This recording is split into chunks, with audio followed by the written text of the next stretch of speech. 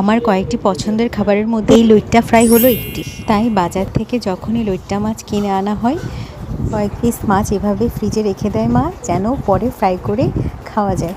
তাই এবারেও তার ব্যতিক্রম হলো না।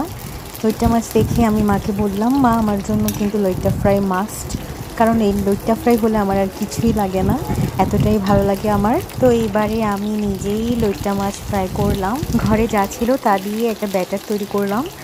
বেসন, কর্নফ্লাওয়ার, চালের গুঁড়ি, হলুদ, লবণ, মরিচ, তো সব কিছু দিয়েই মাছটাকে এক এক করে চুবিয়ে তেলে ভেজে নিলাম। তারপর সময় নিয়ে হালকা আঁচে ভেজে নিতে হবে লইট্টা ফ্রাইগুলো, তাহলে ক্রিস্পি হবে।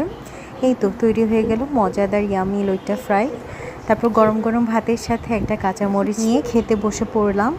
আমার আবার 1-2 পিসে হয় না, তাই আমি সব আইটেম এক সাইডে রেখে শুধু লইট্টা ফ্রাই দিয়েই মজা করে ভাত খেলাম। অনেকে অনেক রকমভাবে এই ফ্রাইটা করে থাকে, আমি একদম সিম্পল ওয়েতে করেছি, ঘরে যা ছিল তা দিয়েই। আমার কয়েকটি পছন্দের খাবারের লিস্ট আছে, যার মধ্যে এই লইট্টা ফ্রাই হলো একটি। পছন্দের বাকি খাবারগুলো নিয়েও আমি তোমাদের সামনে হাজির হব। তোমরা কারা লইট্টা ফ্রাই পছন্দ করো কমেন্ট করে জানিও। টাটা।